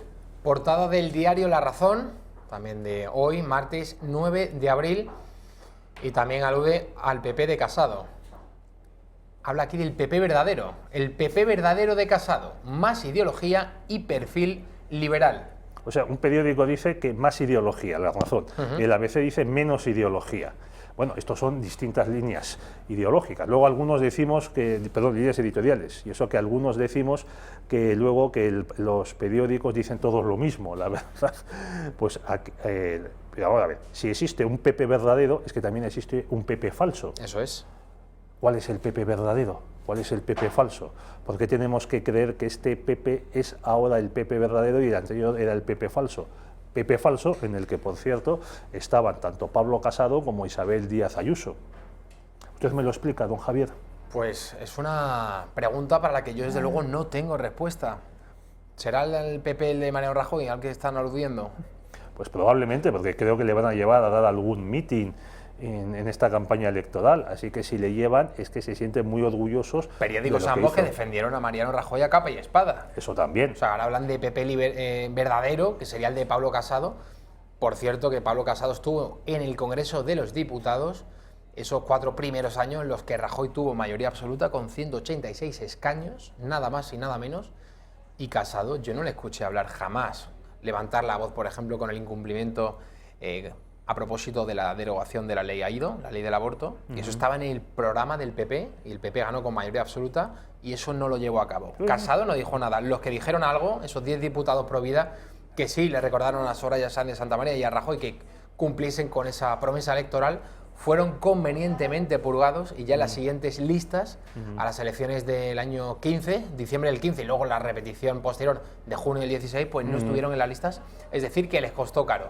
Casado cayó y esto es algo que incluso le han elogiado a Casado. Los que ahora hablan del PP verdadero de valores están diciendo que qué bien hizo Casado en callarse porque era una estrategia muy, muy astuta e inteligente el callarse para luego ya derrotar a Soraya y, en fin, mostrarnos sus verdaderos valores. El valor del silencio, supongo, que será ese. El valor del silencio, el valor de la argucia, el valor de la triquiñuela y del no me comprometa usted. Como dijo la frase famosa que se le atribuye a Franco, usted no se meta en política, haga como yo.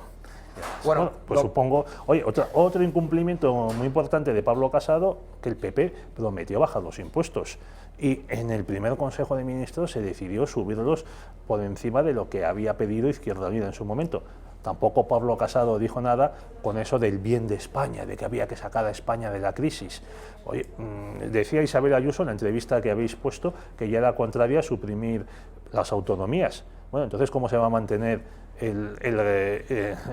cómo se puede mantener el estado del bienestar que tenemos? ¿Cómo se puede mantener las pensiones? Que eso es lo que pide Vox. O sea, las autonomías está demostrando que son un aparato insufrible que está sangrando al pueblo español con las televisiones autonómicas, los observatorios, los encarecimientos, los dobles y triples servicios, etcétera. Bueno, pues todo esto hay que quitárselo de encima como sea. Si el PP lo quiere hacer, pues estupendo, bienvenido sea. Lo malo es que yo creo que ya muy pocos españoles le creen. Hoy el Supremo ha dado la razón a Vox a propósito de las papeletas de los sobres que utilizó en las elecciones del año 2015, las generales de diciembre de 2015, utilizando la bandera de España. Aquellos sobres fueron incautados. Sí, además a petición del director general de Correos, nombrado por Mariano Rajoy, el PP de valores. Vamos a ver esas imágenes de los sobres que utilizó Vox en la campaña electoral de diciembre del año 2015, las elecciones generales que ganó Rajoy, pero por un margen más estrecho de las que se celebraron 6 meses después y que propiciaron que el señor Rajoy pues siguiera en la Moncloa un poquito más, no mucho más, porque luego llegó el señor Sánchez con la moción de censura que sacó adelante. 2 años más estuvo Rajoy en la Moncloa. No sé si podemos ver esas imágenes de los sobres. No tenemos aún esas imágenes. Bueno, el caso es que el Supremo, después de 3 años, pues le ha dado la razón a Abascal. Bueno, en este asunto. El Supremo primero permitió que se distribuyesen los sobres para la campaña electoral y luego ahora en el contencioso administrativo que siguió después, pues ha sentenciado que Vox tenía razón al usar la bandera nacional. Estamos aquí en una consecuencia de la cobardía que ha habido en España desde la transición, en que vamos a decir, la derecha, el centro, si queremos hablar de esta figura que en mi opinión no existe, y los gobiernos nacionales han totalmente abjurado a todo lo que sea español. O sea, no se puede usar en la propaganda electoral la bandera de España. Dice, bueno, oiga, en Estados Unidos hasta los candidatos... Estos son los sobres que envió Vox en la campaña del año 2015 y que ahora el Supremo le da la razón porque fueron retiradas. El argumento empleado fue que incumplía, ¿no? Quebrantaba la ley electoral. Que se estaba usando un símbolo nacional para pedir el voto para un partido político y eso podía confundir con las campañas institucionales que organiza el gobierno, pues para llamar para informar de que hay una votación a los Pero no a los tuvo ciudadanos. problemas, por ejemplo, Susana Díaz, líder del Partido Socialista Andaluz, cuando empleaba un sobre con la bandera de Andalucía. Ahí está. Es el que tiene Santiago Abascal en su mano derecha. Ese sobre sí fue, validado por la Junta Electoral. Correo no dijo absolutamente nada al respecto, no hubo ninguna denuncia. Y con la bandera de España pues fue prohibido, fue censurado Vox en aquellas elecciones donde obtuvo un resultado, no sé si fueron 40 y tantos mil votos en toda España. Muy poquito. ¿Cómo han cambiado las cosas en 3 años? Desde luego, yo insisto en que se retiró el sobre a petición del director general de Correos, cargo político puesto por Mariano Rajoy. A petición de ese director general es cuando la Junta Electoral Central actuó y Vox llevó el asunto al Tribunal Supremo y demás. Pero comienza por la decisión o casualidad de un cargo político nombrado por Mariano Rajoy. Insisto, el PP de valores. Vamos a cerrar el capítulo del CIS y de la política, de todas estas encuestas que están tratando de orientar el voto en las próximas elecciones generales del 28 de abril. Una mala noticia, el INE, Instituto Nacional de Estadística, ha publicado los datos sobre natalidad en relación al año 2018, el año pasado. Como usted puede hacerse una idea, pues no son datos positivos. El desplome de la natalidad en Occidente es un hecho, en España en particular es, en fin, un problema mayor aún. Y estas son algunas de las causas de la caída de la natalidad. Conciliación familiar. Vemos como en el mundo laboral pues las mujeres no pueden conciliar como sería necesario con su vida familiar. Motivos económicos. Yo creo que el 42% de las mujeres tuvo su primer hijo 5 años más tarde de lo deseado. Yo creo que es ahí donde está el gran problema. O sea, las mujeres españolas tienen cada vez más tarde su primer hijo. Y creo que ya está la media en unos 32 años. O sea que a partir de los 30 años a una mujer le cuesta mucho más quedarse embarazada pues que en torno a los 23, que a los 25 años. Le gustaría tener el primero. Claro. Esa señora de Claro, 32. Pero hablabas de la conciliación familiar y de los motivos económicos. Si la seguridad en el empleo fuese un motivo para no tener hijos o para retrasar la maternidad, como suele decir Alejandro Macarrón, que es el mayor experto en demografía que hay en España, entonces las funcionarias deberían tener una tasa de natalidad muy superior a las mujeres que trabajan en el sector privado o que no trabajan, y no es así. Luego hay una explicación diferente para esta baja natalidad, que yo solo encuentro en que todo en Occidente conspira contra la familia y ataca estas... No conspira, actúa, ¿no? Porque es un plan... sí, es un plan obvio, evidente, nadie se oculta. Eso es. Desde las instancias de poder, desde la televisión, las que crean tendencia, pues la televisión, las series, los periódicos y demás, también en algunos casos, pues algunas iglesias, se desalienta a las familias, a los padres, a tener hijos. El otro día me decía un amigo, decía, oye, mi hija está deseando ser madre, pero claro, es que ya está absorbida por su oposición. Y digo, bueno, claro, no le dije nada, pero uno piensa y dice, bueno, ¿qué quedamos? ¿Quiere ser madre o quiere ser funcionaria? Porque a lo mejor las dos cosas no son compatibles a la vez, o tiene que ir una detrás de otra. ¿O qué sacrifica? ¿Qué te importa más? ¿Entrar con una nómina pública o tener uno o dos hijos?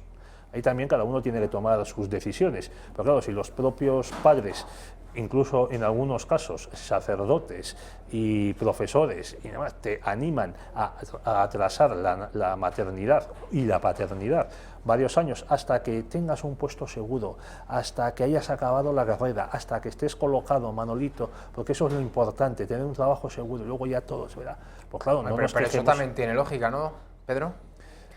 Hombre, los hijos, sobre todo cuando tienes una situación personal que puedas tener una estabilidad y que puedas formar una familia, ¿no? Ya, pero tengamos en cuenta que en los años 40 en España, acabada la guerra civil, sin duda, con hambre, con el racionamiento, con la... Entonces el problema es que lo que ha cambiado es la mentalidad, ¿no? Yo creo que ante todo es la mentalidad. La conciliación familiar o más que las cuestiones económicas. Vamos a ver, por cierto, las dos últimas causas. En este caso son datos muy esclarecedores. Las extranjeras tienen más hijos que las mujeres españolas. 1,2 hijos por mujer extranjera, mientras que las españolas ya ni siquiera llegan al 1. 0,69 año 2018. Bueno, este es el dato de los que estás aquí mostrando, el más desalentador, que es que las españolas renuncian a tener hijos, o sea que tienen una tasa de natalidad propia pues, de las taiwanesas o de las coreanas del sur. Y demás. Hombre, desde luego está claro que si los jóvenes tienen sueldos de 800 euros mensuales, bueno, los jóvenes y los no tan jóvenes, ¿eh? O sea, hay muchas personas de 40 años, por ejemplo, becarios de universidad o de medicina, de hospitales, que no han cotizado a la Seguridad Social con 40 años o más. Entonces, pues, se están poniendo trabas constantemente para que se creen familias, haya estabilidad, se pueda invertir en comprarse una casa o alquilar una casa, hacer planes a largo plazo, y entre esos planes, pues desde luego está el tener hijos, que es un sentimiento natural entre los hombres y sobre todo entre las mujeres. Pero insisto en que para mí el elemento más importante, desde luego no el único, es una mentalidad antifamilia.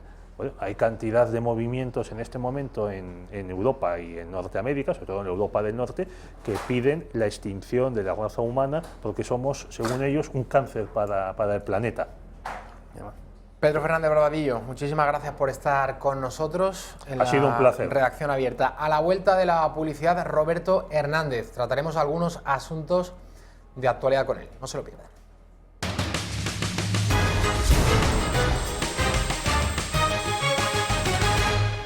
Seguimos en la Redacción Abierta. Roberto Hernández, muy bienvenido. Hola, Javier.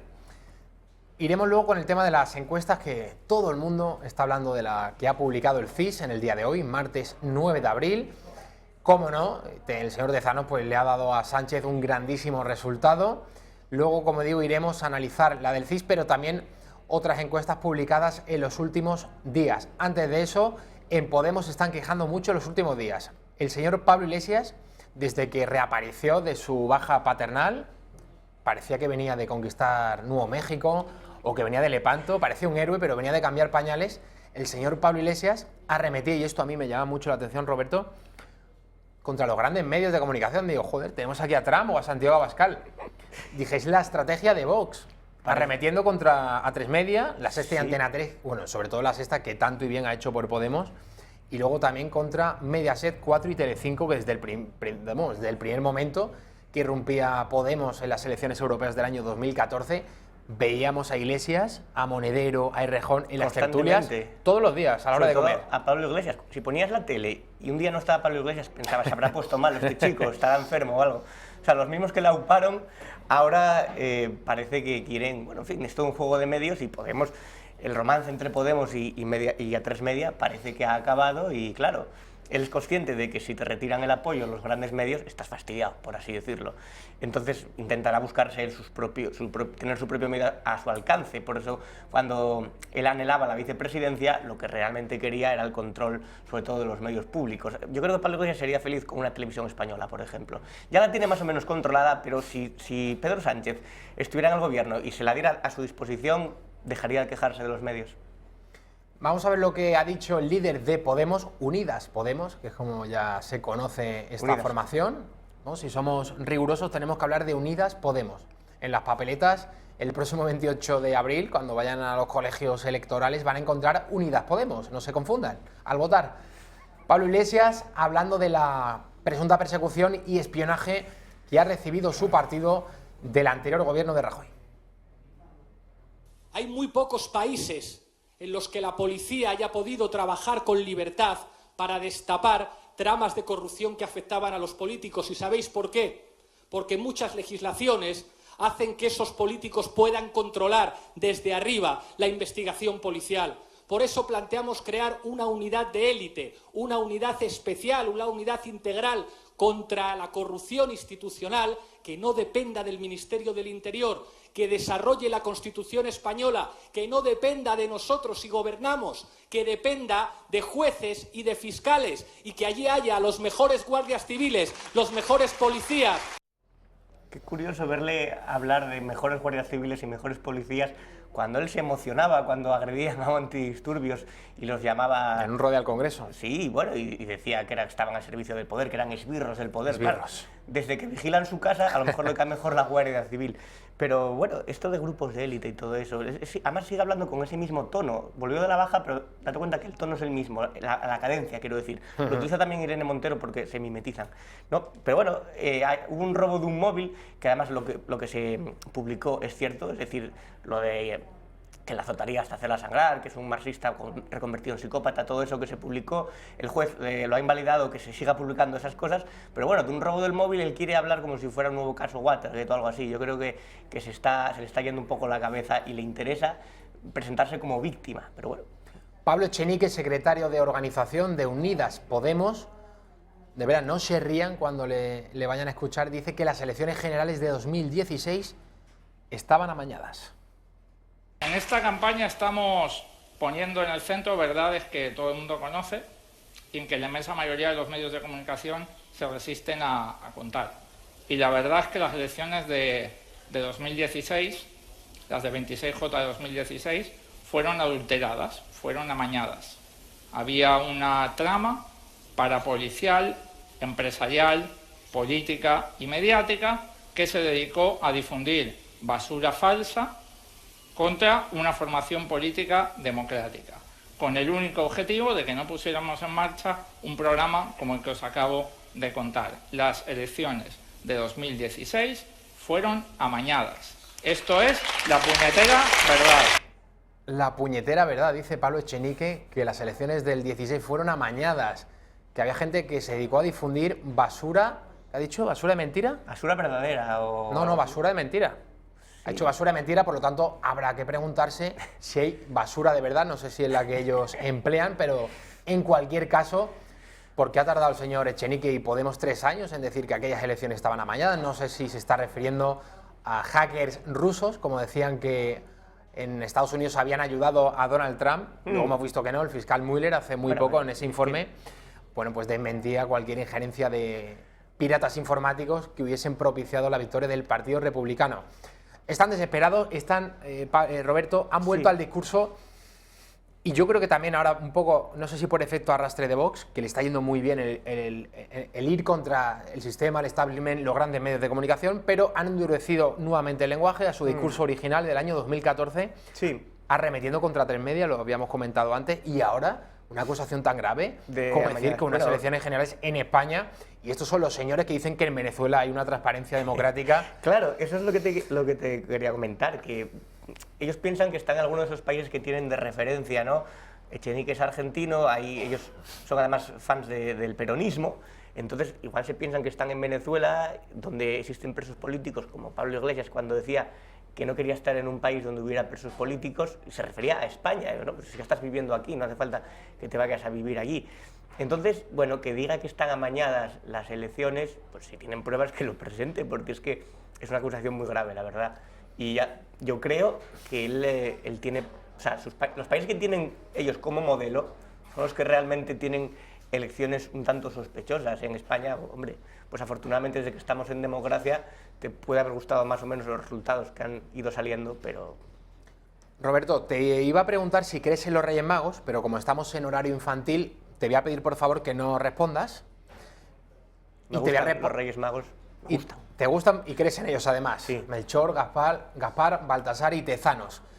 El señor del CIS, la encuesta que ha publicado en el día de hoy, ¿tú qué te crees? Si es que te crees algo. Es una encuesta con esteroides, o sea, es decir, es una encuesta para decirle a la gente, tenéis que salir a votar porque si votamos todos el PSOE va a tener 300 diputados, vamos a conseguir 300 escaños. 350 le da. O sea, bueno, o sea, los 350 escaños que se reparten, pues imagínate, el PSOE le podría dar 300, yo creo. Bueno, más del 30%, que es un porcentaje muy, muy, muy importante, Roberto. Estamos viendo, antes lo contábamos con Pedro Fernández Barbadillo. Vamos a ver, el PSOE viene de 84-85, ¿no? Creo que sacó 84. Sí. Y no 85 en el año 2016. 85. Y según Tezanos podría llegar hasta 138, o sea, más del 50%. Y es el mismo candidato, porque fue Sánchez quien se presentó en junio del 16 con el PSOE y es Sánchez quien se va a presentar ahora el 28 de abril al frente del Partido Socialista, más del 50%. Esto es una locura.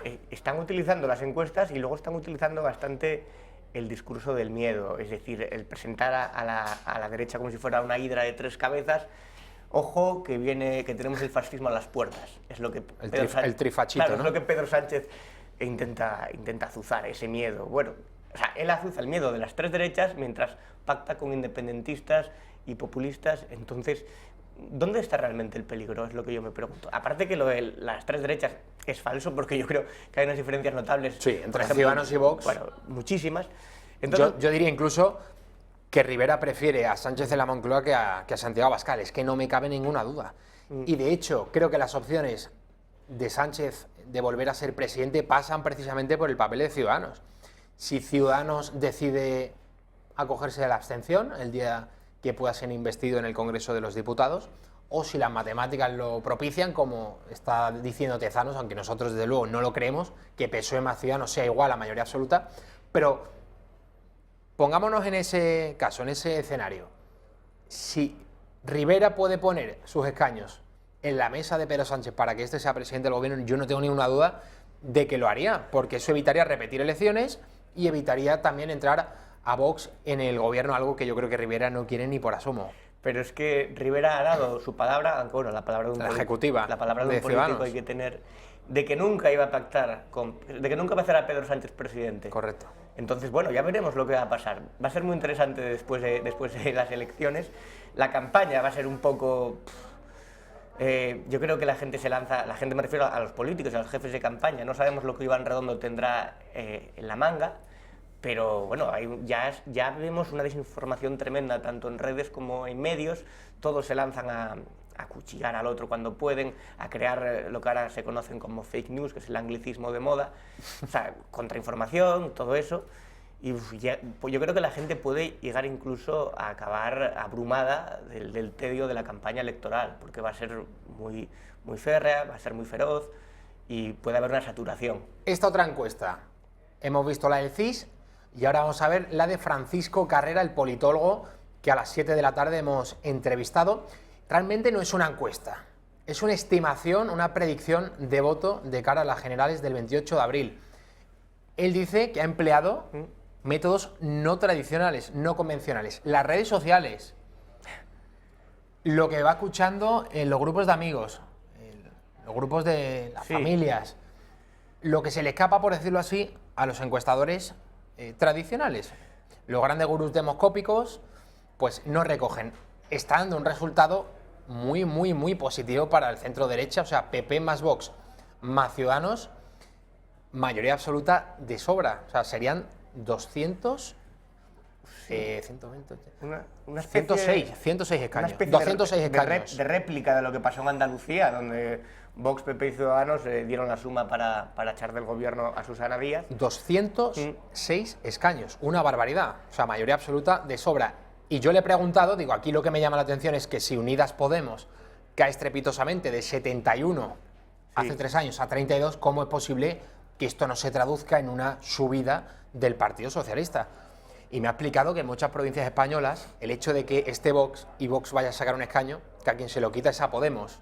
O sea que la bajada de Podemos responde a la subida de Vox. Sí, pues mucha gente de Podemos se va a tener que volver a sus antiguas labores, me parece a mí. Porque no, tanto que se peleaban por los sillones, ¿no? En el momento que encontraron el sillón, dejaron de luchar en las calles, se convirtieron en casta, dejaron de utilizar la palabra casta. Y ahora, pues bueno, yo personalmente me alegraría de ese batacazo de Podemos, porque creo que es de lo peor que le ha pasado a este país en mucho tiempo. Entonces, pues todo lo que sea malo para Podemos es bueno para nosotros, los españoles. Pablo Casado riéndose literalmente de la encuesta de Tezanos. Tenemos CIS. Y claro, ya a uno le da la risa. Yo el último CIS ya dije que era la cistitis de Pedro Sánchez, ¿no? Pero este CIS ya es algo ya sobrenatural. Han cambiado la cocina de la cocina. O sea, esto ya es esferificaciones, nitrógeno líquido. Esto ya es un laboratorio culinario que ni Ferran Adrià. Ni Ferran Adrià, Roberto. Nos vamos a la publicidad. Enseguida volvemos y seguimos analizando este mundillo de las encuestas que está tratando sin duda de orientar el voto y no de pulsar la verdadera opinión de los españoles. Enseguida volvemos.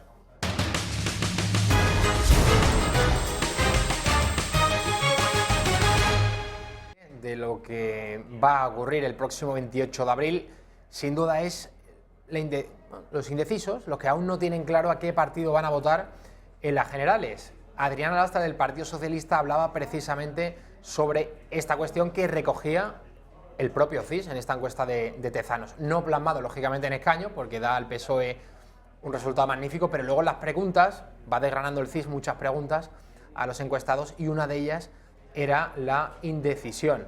Vamos a ver a Lastra. Hay muchas personas indecisas, hasta un 25,3%.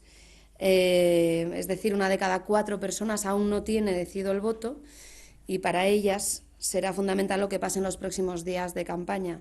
La cifra de indecisos es la más alta de los últimos tiempos, mayor incluso de la registrada en 2014-2015, que rondaba el 20%. Por lo tanto, y resumiendo estos datos que les acabo de relatar, dos constantes en las encuestas y una valoración. Primero, que el PSOE es el partido que más confianza genera entre los españoles en todas las encuestas. Segundo, que hay muchos españoles que aún no han tomado una decisión. Si damos por válidos estos datos, es decir, que uno de cada 4 votantes no lo tiene claro, a partir de ahí, señor Tezanos, ¿qué me va a contar usted? O sea, esta encuesta, ¿qué validez tiene si usted mismo reconoce que los españoles aún no saben qué van a hacer el próximo 28 de abril? Adriana Lastra, que además es de Asturias, yo creo que ejemplifica perfectamente el nivel mediocre de la política. La oyes hablar y te das cuenta que si no se dedicara a esto, no sé. Y me llama mucho la atención el logo del PSOE con el corazón detrás, esa infantilización de la política que ya ha cogido Podemos, en los corazones, somos todos magníficos. Y lo de llorar en público, ¿no? Los mundos de Yupi, sí, yo creo que hay que llorar en privado, hay que llegar llorado de casa. Pero es una apelación a los bajos instintos y a que todos tenemos buenos sentimientos, en fin. Hay un tanto por ciento de indecisos y, Javier, también quería comentarte la propuesta de Podemos, que le dijeron que querían que votaran a partir de los 16 años. Hombre, claro. Y que los jubilados no votasen, porque lógicamente luego cuando aparecen esos datos, los españoles mayores de 65 años se decantaron en las últimas elecciones más por el PSOE y más por el PP que por Podemos. ¿Qué hacemos? No está formado casi. Bajamos la edad para Yo con votar. 18 años no tenía casi ni idea y tenía una mentalidad totalmente distinta a la de ahora. Entonces con 16 años, pues eso, ahí está el electorado en bruto de Podemos sobre todo, y si bajan a 14 más tendrán. Roberto, ¿tú hasta qué punto, ya hemos dicho la del CIS, esa encuesta de Tezanos, que bueno, yo creo que la mayoría del periodismo hoy la ha recibido con una carcajada, pero la otra, esa predicción que hace el señor la veo más ajustada Francisco Carrera, a la realidad. Más ajustada, ¿verdad? Quizás sí. No sé hasta qué punto se podrá equivocar, por supuesto, pero comparada con la de Tezanos, es una alegría de encuesta, es decir, es una encuesta ahí ajustada a lo que estamos manejando, los datos que estamos manejando. Recta final de la redacción abierta. Roberto, la campaña que están siguiendo los distintos partidos. En el Partido Popular, Casado, ¿tú crees que es una estrategia acertada la constante apelación al voto útil? Hombre, Pablo Casado sabe que tiene que reunir cuanto más voto alrededor de su partido, mejor, porque Vox le va a pegar un mordisco importante. Muchísimo del electorado de Vox viene del PP, de los que van a votar a Vox. Ciudadanos tal vez también le podría quitar algo, la corrupción del PP es un lastre que sigue arrastrando. Entonces, bueno, apelar al voto útil es su estrategia. Yo desde su punto de vista sí que lo puedo entender. ¿Y no crees que la gente ya, esas apelaciones al miedo... Bueno, llevan apelando al voto útil desde las primeras elecciones. A Rajoy le salió muy bien, desde luego, sí, con la repetición de elecciones el 16, diciendo, señores, que viene el Frente Popular, pero con el auge de Vox yo no sé hasta qué punto es una estrategia acertada, porque había muchos españoles sedientos de que le hablasen de ideas y de principios contrarios a la izquierda, de un debate de ideas real, ¿no?